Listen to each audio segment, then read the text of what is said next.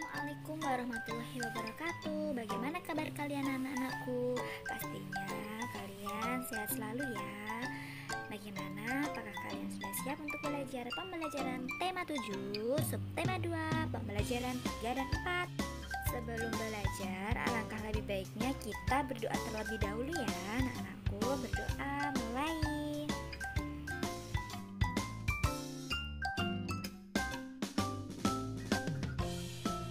Dayu suka menari.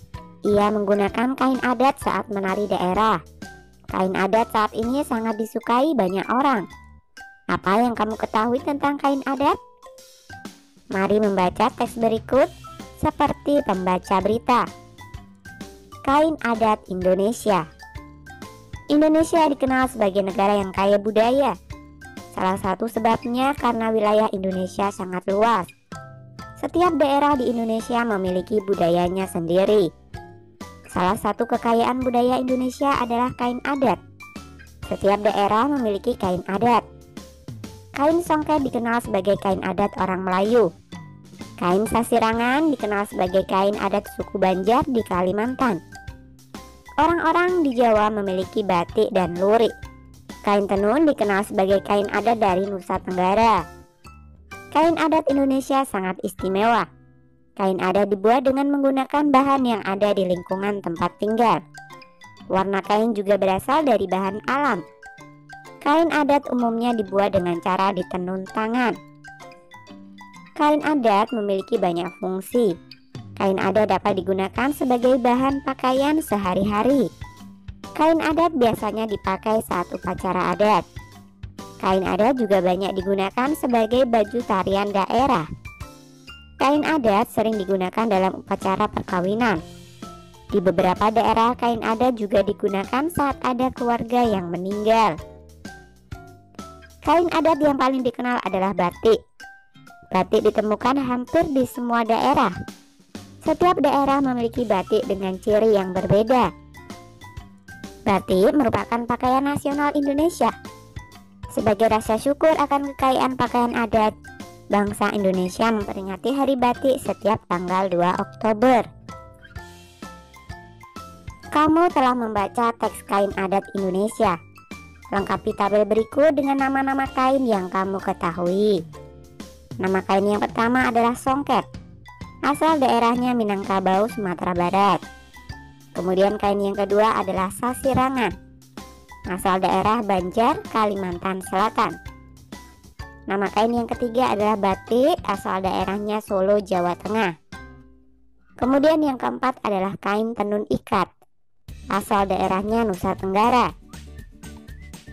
Dan nama kain yang kelima adalah ulos, asal daerah Sumatera Utara. Nah, pelajari kembali teks kain adat Indonesia.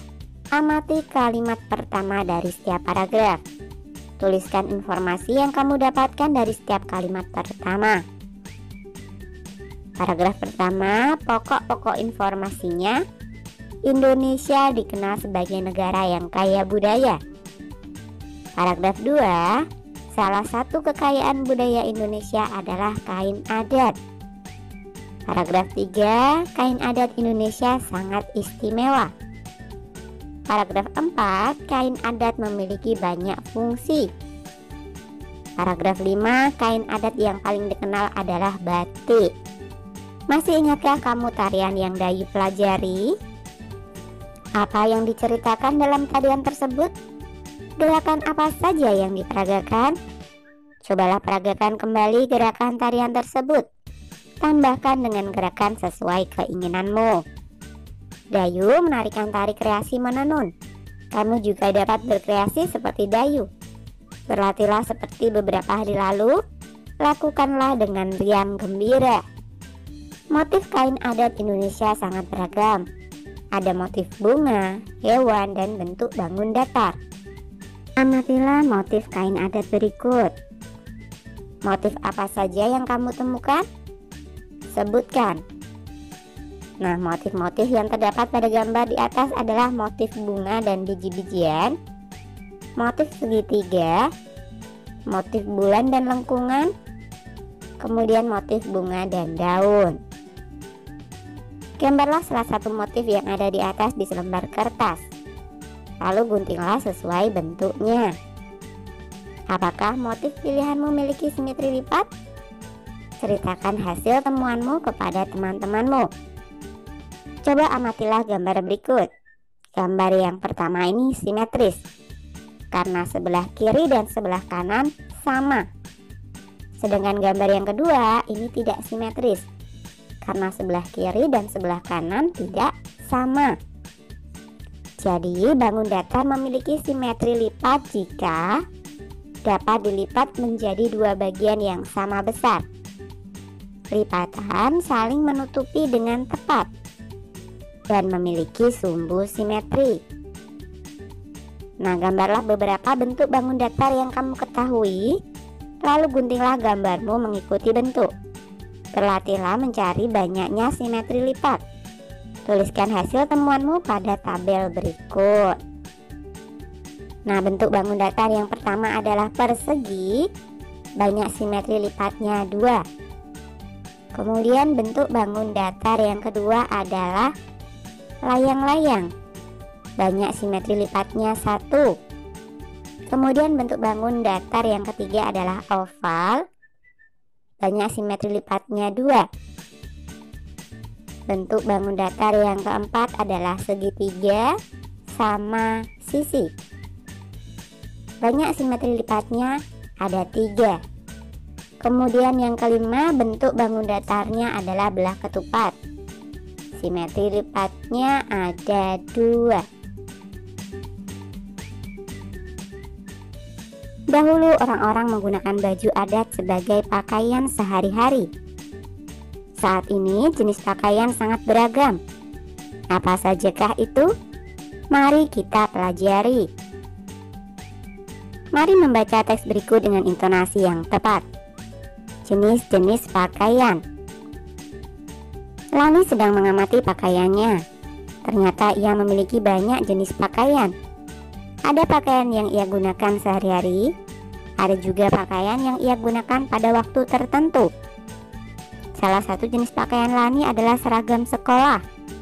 Lani mengenakan seragam saat pergi ke sekolah.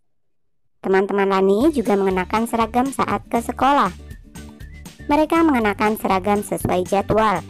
Sepulang sekolah, Lani mengganti baju seragamnya dengan pakaian rumah. Lani memiliki beberapa jenis pakaian rumah. Lani mengenakan kaos, celana selutut, atau rok saat di rumah. Lani juga memiliki beberapa baju yang digunakan saat tidur. Lani memiliki baju yang dipakai untuk berolahraga. Lani mengenakan baju olahraga yang sesuai dengan ukuran tubuhnya. Bahan baju olahraga Lani mudah menyerap keringat. Lani dapat bergerak bebas dengan baju olahraganya. Lani memiliki beberapa baju yang digunakan untuk waktu tertentu. Ada baju hangat yang digunakan saat udara dingin.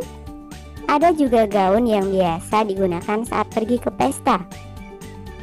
Lani bersyukur memiliki cukup pakaian.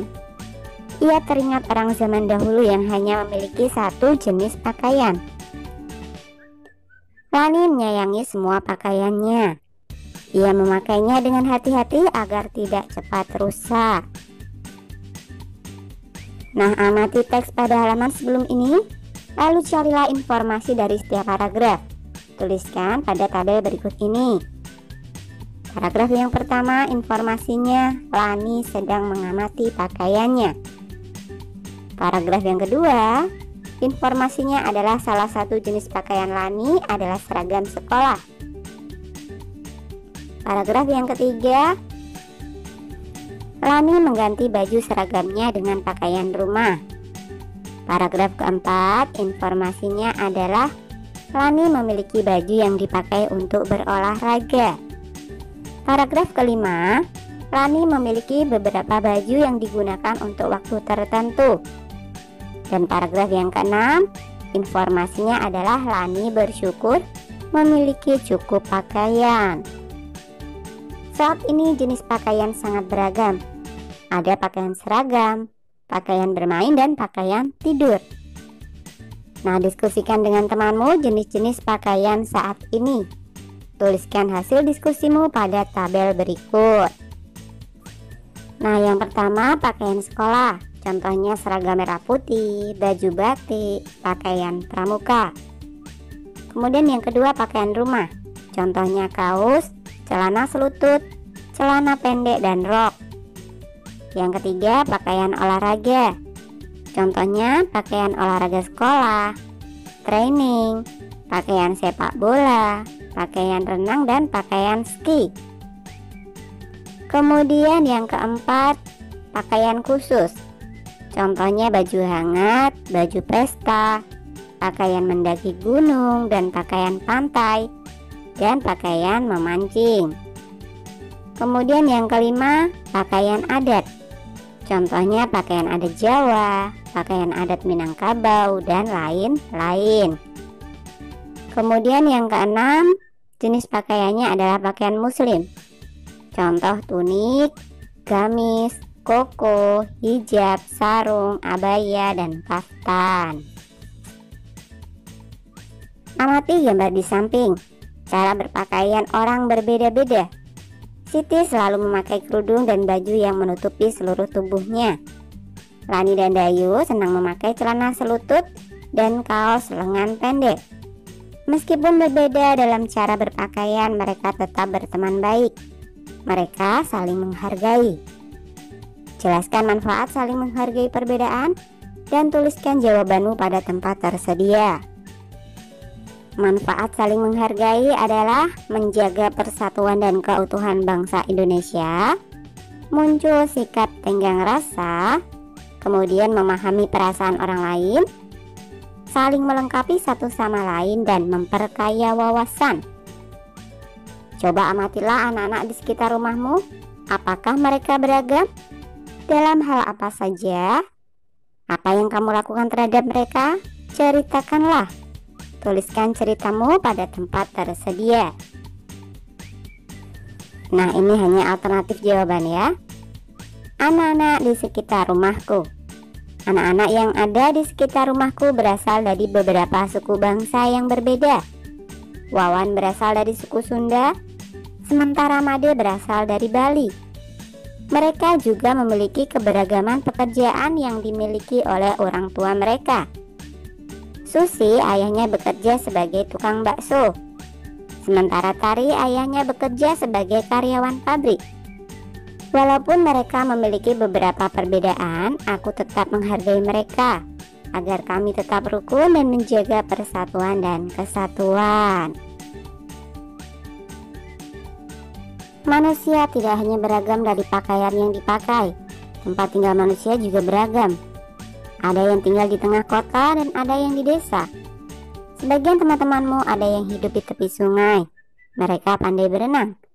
Mereka pandai meluncur di dalam air. Ingatkah kamu saat berlatih gerakan meluncur di dalam air? Gerakan meluncur dalam air harus lurus dan seimbang. Amati kembali pelajaran tentang gerakan meluncur. Apa saja yang dilakukan saat meluncur di air?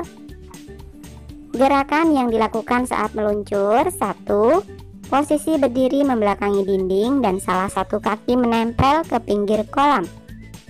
2. Angkat lengan lurus ke atas dan ibu jari menempel. 3. Kaki melakukan tolakan sampai tubuh terdorong dan masuk air. 4. Kepala berada di antara lengan saat di dalam air. 5. Biarkan tubuh meluncur sampai berhenti melaju. Nah, kamu pernah berlatih melakukan gerakan meluncur? Berlatihlah lagi hingga kamu dapat meluncur dengan baik. Oke, sampai di sini dulu video kali ini ya. Sampai jumpa di video berikutnya.